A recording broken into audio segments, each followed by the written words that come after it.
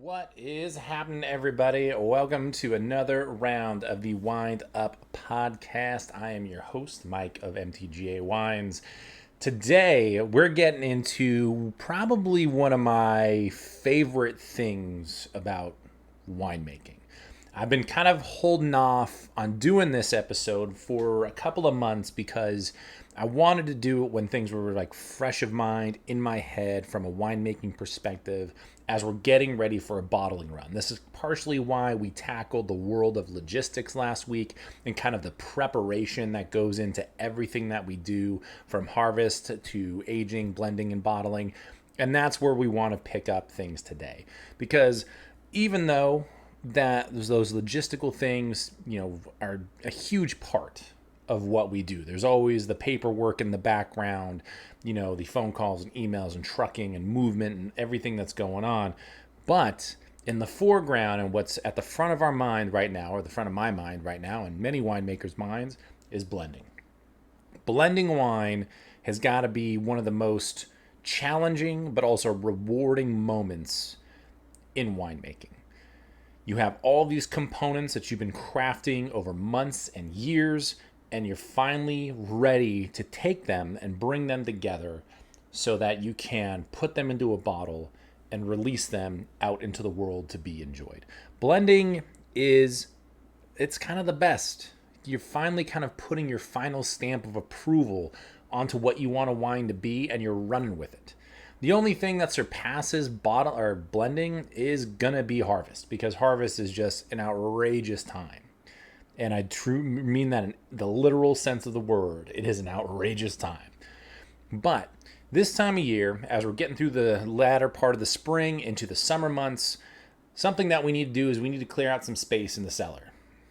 And this kind of goes back to that logistical conversation we were having last week, is that at a certain point, there is an ebb and flow and kind of a schedule that you maintain. There's always a little bit of wiggle room with it, but theoretically, when the next round of wine is coming in, you have some wine going out as well. And that's what we're preparing for. Blending is a point in the aging process where our wines are, in essence, finished. And in my perspective on it is that blending is really the polish. This is, just subtle little tweaks. There's not going to be any huge, sweeping, wide, big time changes that happen in the next 2 months. The reason for that is if you have just X amount of components in your cellar, that's what you're working with. This part of this conversation does omit kind of the manufacturing side of wine, where you're using certain things to doctor up your wine in some way, shape, or form to make it taste or feel a certain way. So we're going to ignore that for now. We're going to tackle this really from the craft mentality of winemaking, of saying you have X amount of barrels of a certain wine. You're trying to create these couple of wines from these barrels. Here's how you go about it, just using the components in front of you. We're not talking about additives. We're not talking about extracts. We're not talking about fining. We're not talking about filtering. We're just talking about trying to make the best wine we can with what we got sitting in the cellar. As little manipulation as possible. Because for me, that's how you get the really great wines out there. The more manipulation in my mind, if you're trying to stock shelves and have your wines available in restaurants all over the country, sure, you're going to have to make some probably larger tweaks to get things to a certain point. But as a small producer, you have the ability to turn on a dime and say, hey, we can use 1% of this, 2% of that, a dash of this. Maybe only a part of this barrel is going to end up in this final blend. And you can make some of these judgment calls as you're tasting through what your final wines are going to be.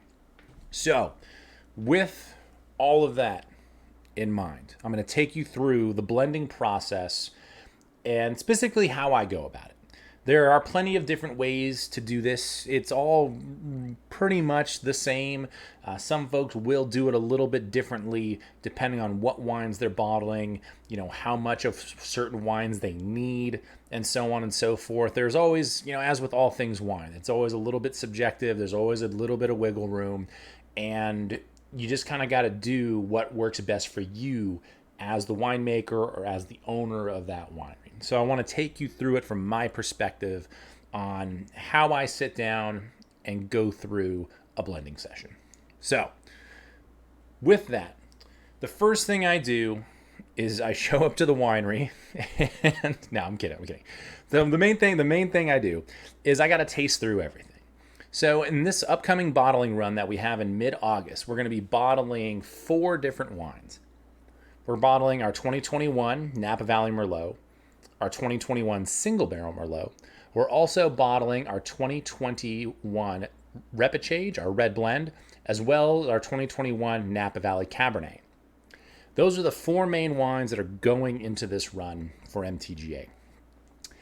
And the order of operations starts with the Merlot because we're known for Merlot. Merlot is what makes the world go round in our world. It's what we're best known for. It's our flagship. It's, insert, adjective here to describe something that is kind of the best of the best that you make. Merlot is our, best of the best wine. I love our Cab and our red blend, but the Merlot is the cream of the crop for us.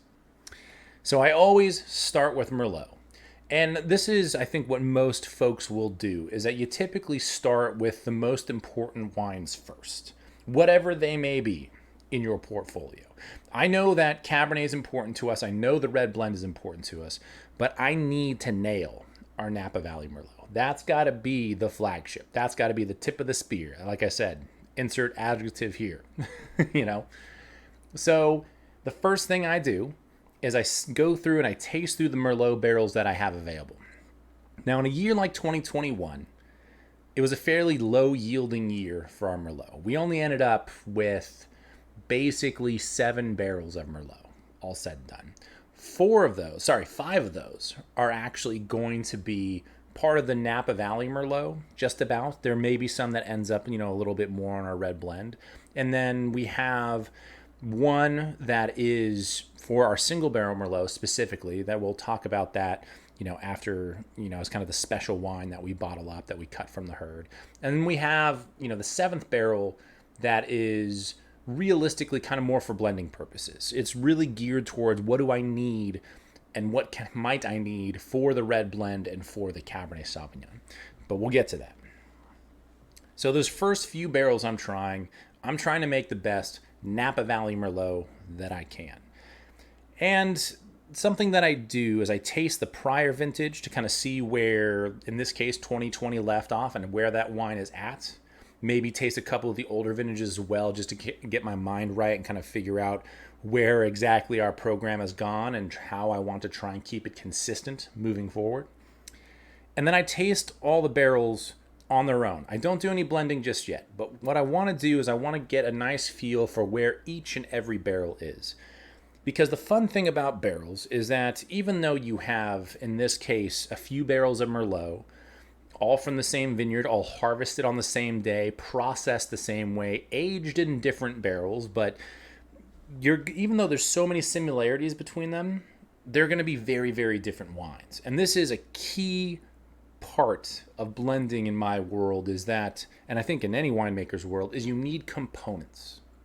You need to say, hey, here's this section of the vineyard, or these different barrels, or these things that we can use to help build complexity and interesting things within our wine program. If you're just working with all the same stuff and it's very monotone, it might be an okay wine or a good wine, but it'll never be a great wine. There's just no X factor. So for me, and I think for, again, many winemakers, your barrel program is your spice rack, and you want a pinch of this, a dash of that, a little bit of this. It's like using just that little bit of something to really enhance and make a wine better than the sum of its parts. We try to get 1 + 1 = 3.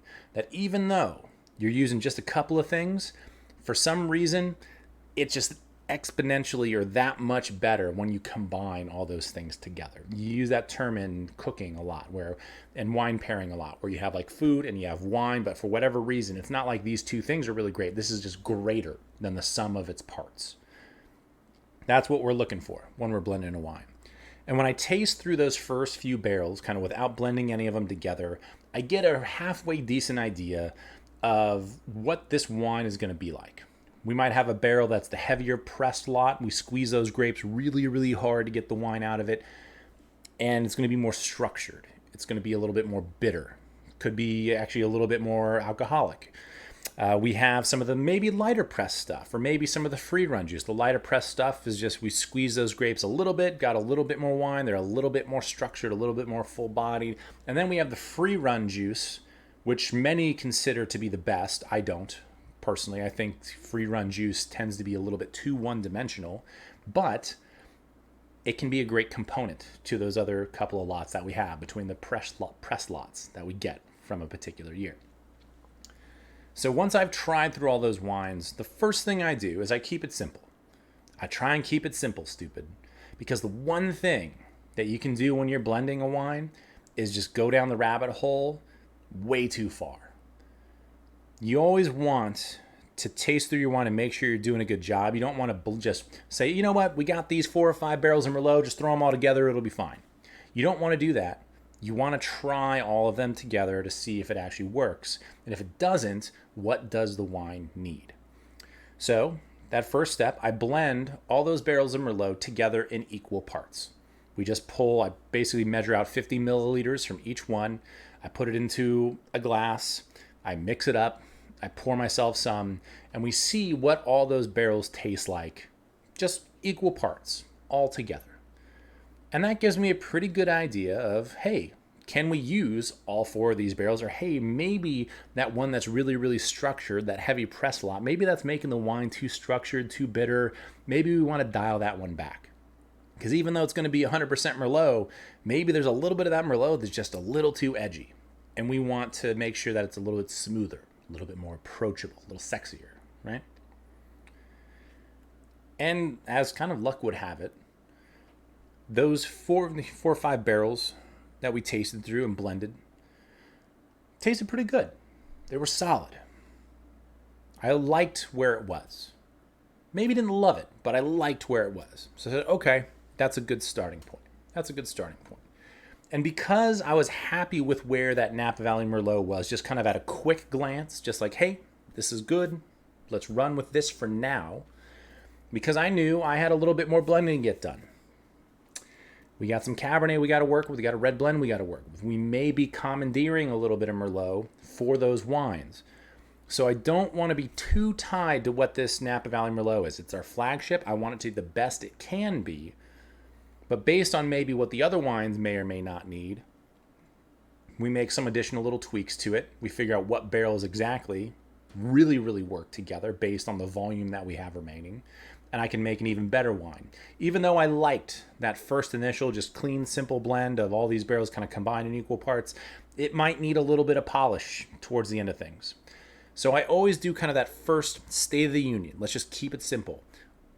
And I love starting with our Merlot for this reason, because I can say, hey, we're just going to combine all these barrels together. We're going to make sure that that's good on its own. From there, we see what other wines need. And if we can spare that wine, for those other releases, we'll do our best to do so. The next wine we dive into, realistically, is the most popular wine we make, and that's our single barrel Merlot. And as the name suggests, it's a single barrel. This one is arguably the easiest, because you have that one barrel that you're creating that you just want to be the best of the best that you have from that year. The way it's you just taste that barrel, and this is literally what I do. I go through, I taste that barrel, and I say, you know what? That's really damn good. Let's run with it. Or in some situations, we'll be like, you know what? This could use a little bit more time in barrel, and we delay bottling until we think it's going to be ready. That's really the main judgment call we make with our barrel select and kind of limited release wines. It's not so much what we need to blend into them. Every once in a while, that's the case for certain wines. In this situation, it's more like just what time does it need? Does it need more time? Is more time going to make this wine that much better, or are we already at the level of diminishing returns? And realistically, the way it was tasting now was solid. It's exactly where I want it to be, knowing that we're bottling it in August, and we're not going to start selling that wine until February. So it's still got 6 months after it's bottled before it finally starts getting out into the world. So that wine, it's a little bit like gazing into your crystal ball. You're just like, okay, this is good now. Let me see what the future holds for it. So that one's a little tougher for that reason, because it's a little bit more of a, you know what, I know this is going to need more time. So we're just going to make sure it's on a good path right now. We taste that, tasted beautiful, super excited for where it's at. So I set that one aside. Now we get into the red blend, which is arguably the most complicated of the bunch, because now you're bringing together components from other lots. And in this situation, we had what was roughly 51% Merlot and 49% Cabernet split across 3 different barrels that we knew was really crafted to be our red blend this year. And with that, do the same thing. Keep it simple, stupid. Let's blend these 3 barrels together. Let's see how they're doing. And if it's really good, we'll get to the Cabernet and see where that's at, and we'll see if we can't just call it what it is and we're happy with where everything's at. That never happens with the red blend, because even though those 3 barrels have been really dialed in and kind of crafted to be a part of this bigger blend in a very similar way that the Merlot is, you have your heavier press lot, you have some free run juice, you have a newer barrel, you have some old barrels, you have all these things kind of coming together to make that one wine, there can still be these little kind of gaps in it. And I'll tell you right now, as I blended those 3 barrels together in equal parts, same thing, grabbed equal, volume out of all of them, blended all together, and I tasted it, smelled it, the aroma was good. Again, not great, but good. I knew there was a little bit of work we could do with that. We taste it, and what was interesting is that the front of it, the right when it hits the tip of your tongue, and the front of your palate, it was beautiful. But right as it got to like the back of your jaw, like you're about, this is where it gets really nerdy when you're wine tasting. If you're watching the video, you see me on YouTube, you'll see me, I'm like pointing at my cheek, like back part of your jaw, right in that little crevice where everything kind of connects back there. The wine really died off. It didn't really have a great finish. It was like, hey, here I am, and I'm gone. That was basically the structure of that wine. Again, good, definitely not great. And as I'm sitting there and tasting through that wine, I'm like, okay, this needs some work. And in the back of my head, I know, it's like I tasted through my Merlot barrels. Out of those Merlot barrels I have, which one do I need to use to help enhance this overall wine? I didn't consider blending any more Cabernet into it, and here's why. I wanted, and I have forever, wanted our red blend to be a Merlot-based wine. Being that Merlot is what we do, more Bordeaux right bank style of wines that tend to be Merlot or Cabernet Franc heavy tend to be some of my favorite wines in the world personally. I want to kind of put my stamp and my own style and thought process into that style and see what I can do with it. Therefore, I don't really want to mess with blending more Cabernet into it to make it a Cabernet dominant wine. I just don't. Stylistically, that's not really where I want to head. I've done that one time, and I believe that was the 2019 vintage, and I was very happy with it, but it was definitely a departure from where I wanted that part of our program to go. So in the back of my head, I have that as well, where it's where exactly do I want this wine to fall, and characteristically, what do I need to do to get it there? And in this case, it's kind of that easy answer. Okay, we don't want it to be a Cabernet-based wine, therefore we need a little bit more Merlot to blend into this to hopefully help enhance that finish and round it out. Make it a little smoother, elongate that wine a little bit better, give it more flavor and more complexity. So here's what we do. I already have kind of that pre-built blend of, that 51% Merlot and 49% Cabernet. That's blended in a larger volume at this stage, so I can use that as kind of the base wine. From there, I pull a sample of that barrel of Merlot that I think will work really well with it. And I start with probably like a 2.5% addition of Merlot. Relatively finite. Don't want to overdo it. I don't want it to get too close to what our Napa Valley Merlot tastes like. I want it to be, an independent wine within our program. So we do just a small addition, and we iterate on what that initial base wine was for this release. So we do a 2.5% blend. I do a 5% blend, and I do a 7.5% blend. So with all that, we have a wine that is roughly, 54% Merlot. The rest is Cabernet. We have another one that's closer to 56, 57% Merlot. And then we have another one that's closer to 59% Merlot. And that's just these small increments. And I'm like, okay, if we add more Merlot, does it get a lot better? Let's just do a little bit. I don't want to jump this up to 65% or 70% Merlot, because that's just going to be such a different wine than where it is right now. And maybe it needs that, but we'll get there. If it needs that much more Merlot, we'll figure that out when we get there. I'm not going to dive that far into the deep end, especially knowing that I only have a little bit of Merlot that I can use for blending. I need to make sure that, remember, I have that Napa Valley Merlot. That's the king of the castle. I can't sacrifice that for this red blend necessarily. And I don't necessarily want to. I know I have a little bit to play with, but I need to make sure that I nail all of these. I can't just sacrifice one for the greater good. They're my babies. I got to make sure they all flourish kind of mentality. So we started that 2.5%, give that a couple of good swirls, give it a smell. The nose was actually a lot better, much more complex, much richer. But the flavor profile and the structure of that wine still had that gap in the back. It was still a really short finish, just didn't quite have that reach out and grab you kind of complexity that I want in my wines. So I say, all right, this being, roughly 53.5% Merlot is not going to cut it. We need let's try a little bit more. So let's try that, 56% Merlot, 44% Cabernet version. Let's see where that's at. Same thing. Give that a swirl, give it a smell. Aromatics were even better. Huge fan. I mean, this was by far of these first two, and including the initial blend, that we had. So these first three really iterations so far, the 56% Merlot was lights out. The aroma was beautiful. Rounded out nicely. It was a little less austere. And then that transferred over to the flavor and the structure of it as well. It melded, it rounded out that wine beautifully. It was just, it was like, all right, that's solid. Gold star next to that one. Earmark that. Put a pin in it, whatever. We got to remember what we did there, because that's a really great starting point now to iterate further.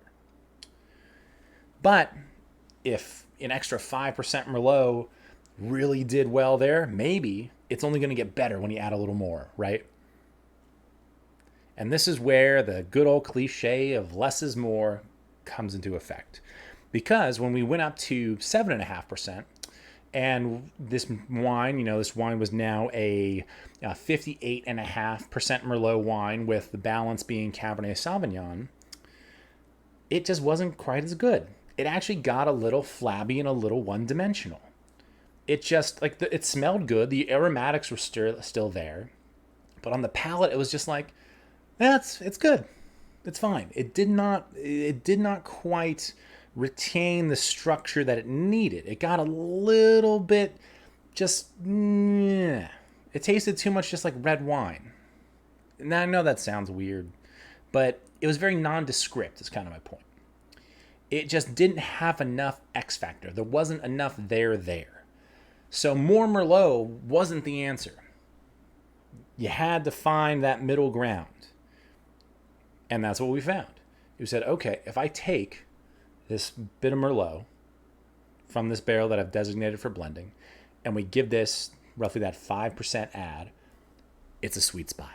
It's great. It's really great. Now we have that wine settled. We kind of know the direction. We have a great little starting spot to work with.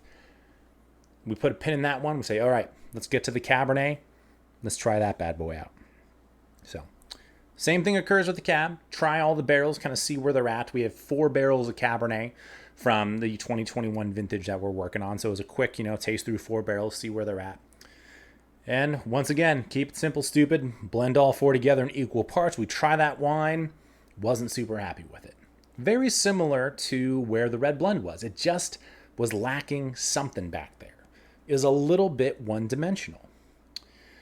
And there were a couple things that were, I wouldn't say a problem, but a couple of things that needed to be polished. Number one, the oak profile was really, really subdued. It didn't have that nice warm toastiness that I wanted in the Cabernet. Two, the finish was really, really short and it was a little too harsh, a little too astringent. Luckily, I had planned for that. This is the joy of having this giant spice rack of different wines to pull from. So I go back to that Merlot barrel and I say, okay, we're going to need a little bit of Merlot for this wine. Let's do the same thing.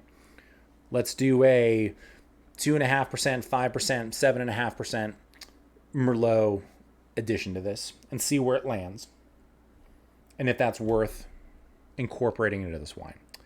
Number two, I have a couple of barrels for our Grand Cask program and kind of our reserve Cabernet program, for lack of a better turn of phrase, that I've set aside that are in 100% new oak. One is a barrel trial. It's a barrel that I've never used before. The other one is one that I love for Cabernet, and that really is kind of the line it up to knock it down. Very similar to our single barrel Merlot. I'm like, if I need to capture the best barrel of Cabernet from a particular year, this is the one I need to use. And I said, okay, if the new oak side of things really isn't shining through on this wine, we got a couple of brand new barrels. Let's see if it's worth sacrificing a little bit from those to incorporate into this Napa Valley Cabernet and give that just a little bit more X factor, a little bump in the barrel characteristics. So I got three things at play. I've got these barrels of Cabernet that are in essence the base wine. I've got one barrel of Merlot that in a certain proportion we're going to use, certain volume we're going to blend into it. And then we got these couple of other new barrels of Cabernet that one's an R&D project. The other one is lined up to be our reserve bottling of Cabernet. Let's see if we can't get all of these things to play nice together and enhance this overall blend that we're working with. So here's what we do. Same thing. The first thing I do is we have basically two layers to this. One, I want to try this with just the addition of Merlot to see if that'll help. And it did. We try those different versions with a little bit of Merlot, a little bit more Merlot, and a little bit more Merlot. And kind of the same thing happened to the red blend. The little bit of Merlot was solid, actually really, really good. When we bumped up the Merlot a little more, a couple more percent, it was solid, still very, very good. Didn't really necessarily like it as much, but still a great, great starting point. A little too much Merlot when we kicked it up to like 7.5%. Same thing. It just kind of lost a little bit of what I wanted the Napa Valley Cabernet to be. So I go back and I say, all right, axe the larger amount of Merlot. We're not going to do that. Now I got these two wines there. Okay. Now let's do the same thing. We're going to take those 4 barrels of Cabernet as the base wine. We're going to add a little bit of Cabernet from this newer barrel and see how that plays with this wine. So same thing applies. Do a little bit, kind of a medium, and then a lot. A lot's relative, but a few gallons here or there. We taste through all of it and just none of that worked. We just adding that little bit of Cabernet from a newer barrel to help blend into this larger lot really didn't do enough for it. I would have to sacrifice too much of it, and realistically, even in doing that, it wasn't moving the needle enough. So we hit diminishing returns immediately. Excuse me. When we were trying to add more new oak to this wine in terms of the different barrels that we have available for blending. So I go, okay, that's not going to work. Scrap that. We can't just do that. The Merlot was singing, though. The Merlot was singing. But the wine still needs that little bit of new oak. It still needs that toastiness. It still needs a little bit more structure and a little bit more to it. So let's do this. We got these two other blends, with a little bit and more of a medium addition of Merlot. And at this stage, we're talking, it was about a 2.5% Merlot added into the cab and then a 5% Merlot added into the Cabernet. Both were good, but both wines still needed a little bit of something. And since I like those the best, those were the starting point for the next one. So I pull a sample of, a little bit more Cabernet that's from those newer barrels. I say, okay, let's add a little bit of this to these blends and see how they do. See how that toastiness integrates. And the case might be, maybe we do need to go a little heavier handed on the Merlot to add this other little batch of Cabernet to it. Maybe we will have to kind of push more that direction. But right now, let's start here because these two were the favorite out of these first 6 that we tried. So you can see that it's basically, you're just working your way down a funnel. You're trying to just weed stuff out. And then, if needed, add stuff back in where the wine needs it. So we do we kind of mirror the additions. We say, okay, let's do the set. Let's just match the Merlot and this new barrel of Cabernet. We're going to basically do 2.5% of each, boom, into it. We're going to do 5% of each, boom, into the main blend. Swirl those around, give them a smell, give them a taste. The 5% of each, the 5% addition of each was, again, good. But the new oak really started to jump out, and it was a little too much. The Merlot still balanced it out really, really nicely, but realistically, the new oak was just a little too dominant. Even with a small addition like that, you're talking, 5% addition to what is, roughly 240 gallons. So it's not a huge addition, but it's enough that makes a very significant difference. We went and we tried that 2.5% addition of each. Money. Beautiful. Excellent. Could not have integrated better, considering that I feel like how I blend wine is very much shooting from the hip. It's very, let's try this, let's try that, let's try this, let's try that. Like I kind of have the baseline, but maybe it needs a little something. It's basically how I blend. And I'm like, all right, that's it. Let's put a pin in that, set this blend aside. We're going to come back to it. So at this stage, I kind of take a break. At this point of the blending process, I'm about 2.5 hours into my day. I've tasted through now 6, 9, 13, 15 different barrels of wine. I've created multiple blends across the 4 wines that we're going to be making. My palate's a little tired. I need a glass of water. I literally just go for a walk. I get out of the cave. I walk around. I come back, and I have all 4 blends kind of lined up on a table. Actually, it wasn't even a table this time. It was literally the underside of a garbage bin. I know it's like the big brute plastic garbage bins. We use them for our sanitizing solution. So I just flip them upside down, and that's what I put my glassware on. It's super not fancy. It's not like this pretty picturesque photo where you see 4 dozen glasses in front of 10 different people. It's literally just me with a trash can flipped over and glassware on top of it. It's not that sexy. It's like, all right, let's see what we got going on here. It's I swear to God, it's like the redneck style of winemaking. It's kind of hilarious.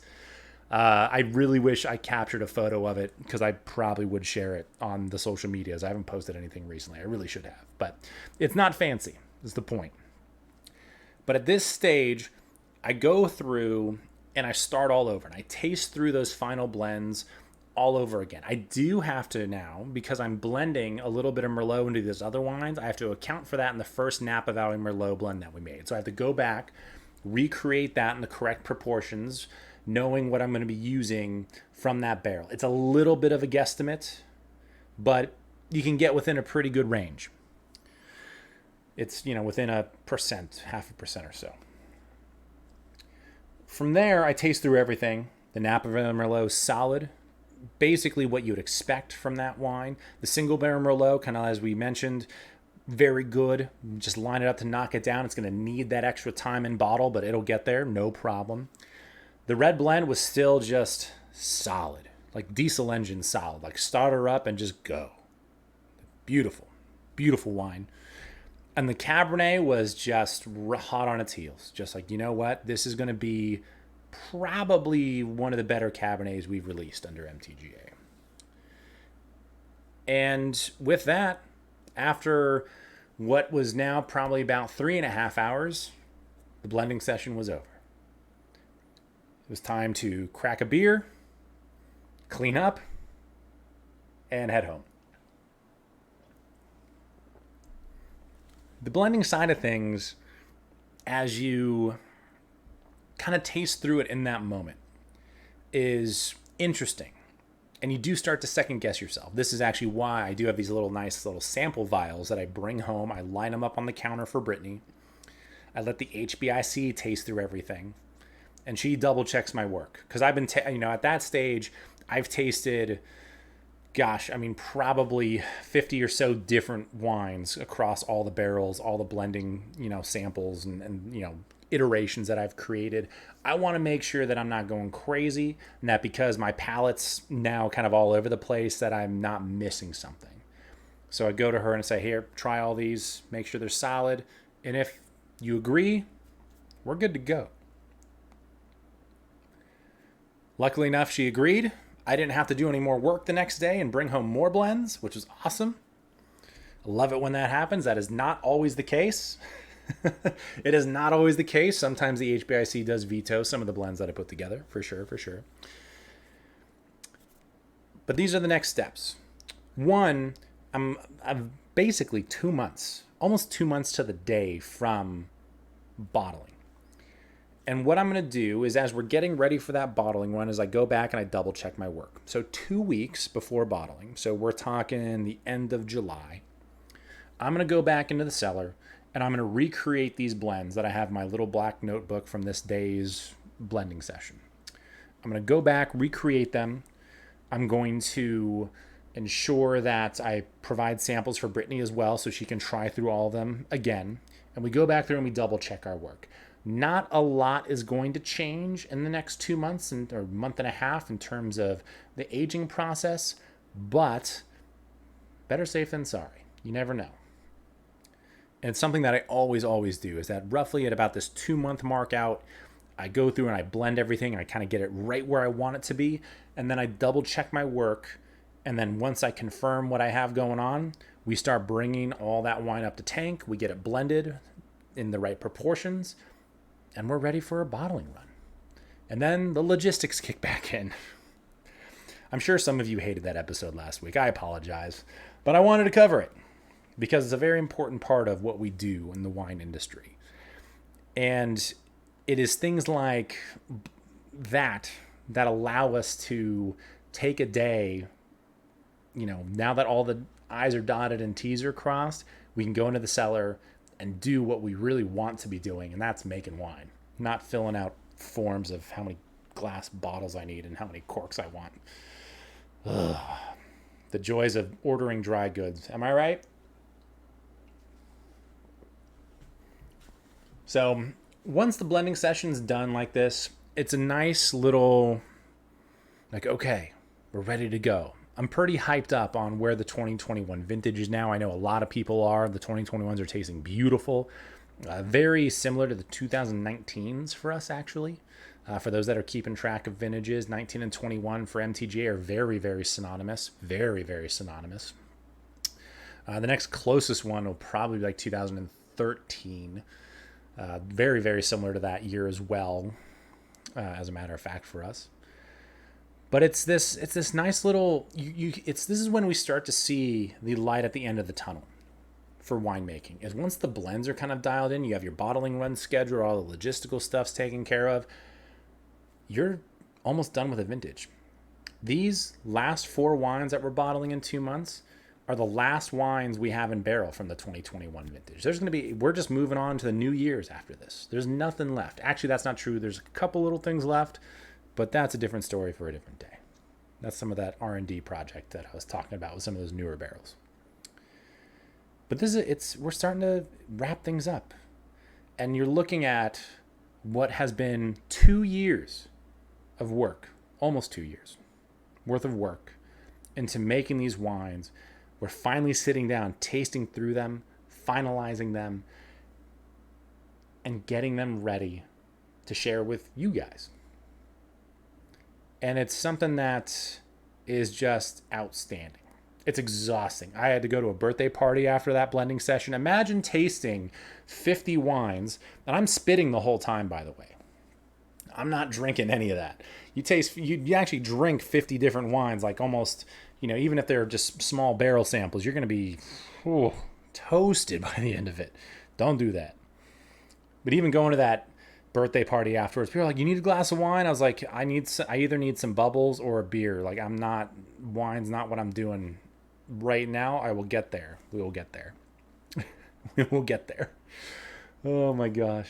But it's a lot of fun. And I know every winemaker kind of has their own, style of how they do blending sessions, what wines they need to focus on, where they really need to concentrate their efforts, and then they adjust and adapt from there. And it kind of trickles down to making sure that everything you have under your umbrella is where you want it to be. Blending's the best. Second best. Harvest is the best. Blending second best. Because you're just putting a bow on top of everything. You're just wrapping it up. Done deal. It's a beautiful time.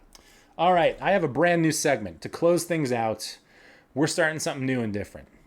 I don't think I mentioned this at the very beginning, so this is going to be in the notes. I'm going to make sure to announce it properly next week. But I'm doing a wine of the week because we know we get asked questions all the time. This is probably the number one thing that we get asked, and I haven't addressed it in our Q&A just yet at the end of every month. And I kind of have when picking out like a wine at a restaurant or at a retail shop.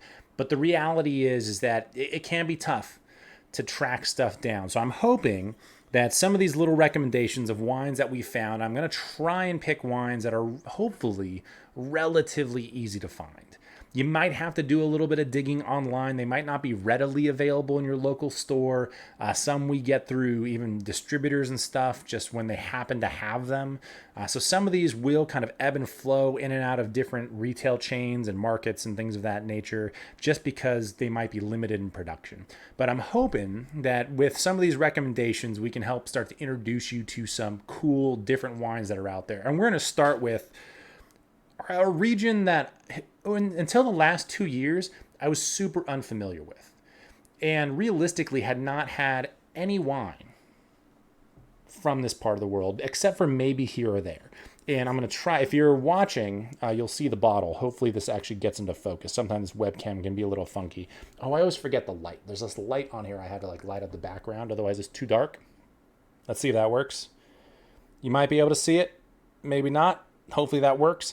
Either way, for those of you that are only listening and not watching on YouTube, this is, and I'm going to really mess this up because my Italian is terrible, but this is the Tenuta Ghiaia Nera Etna Rosso, DOC. I see the A at the end of a word, and I think Spanish, and I'm like, oh, it's feminine, so there must be an A at the end of the next one. That's not how it works in Italian all the time, apparently. So we'll start over. Check. 1, 2, here we go. The Tenuta Ghiaia Nera Etna Rosso DOC 2020. It's a variety that I know nothing about. I've literally done zero research on it, but it was delicious. Super, super good. It is a Sicilian red wine. I would equate it very much to like a lighter style Pinot Noir. Probably the best way that I could describe it. I have fallen in love with Sicilian wines over the last couple of years. They're very light, very easy drinking, very, very delicious, and very fun to try. They're very good Swiss Army knives, especially as you're getting into the summer months and it's kind of hot. You want some good kind of bold flavors, but you want it to be a little bit lighter at the same time. It's a great area to check out. And this is an awesome wine. There's a little bit more information on it in the description of the video, as well as a link to it. I've been able to track down at least that, so you can hopefully find it somewhere, anywhere near you. It's just so good. I got this through a friend of ours who is friends with a Italian distributor. So we get together, try a bunch of Italian wines, and kind of do a little buying/shopping spree once a year to stock up on some things that are just a little bit different. So definitely worth checking out. This is my wine of the week. After having it this week with some friends in our backyard, just grilling, we were hanging out by the fire pit, just needed an easy killer glass of red wine. Whew, knocked my socks off. Really good stuff. All right. With that, we're out of here. Thanks for tuning in. Remember, share the podcast with your friends, family members, any winos in your life. The more that it's shared, the more followers and downloads and stuff we get, the easier it is to find. Things of that nature. The algorithm works a little bit better when there's stuff happening. So we appreciate all of the followers, and especially those of you who have been listening to us since the very, very beginning. And of course, all the new folks who have tuned in over the last few months. It's been great. Remember to submit your questions, not next week, but the week after. We will be doing our June Q&A. So if you have any questions that you want answered about the world of wine or hospitality, winemaking, anything at all, make sure to throw them down into the comments section or slide into our DMs on any of our social networks. You can also head to mtgawines.com and submit them. There's a little form down towards the bottom of the website there that you can utilize to submit your questions as well. Thank you guys so much. We'll catch you next week.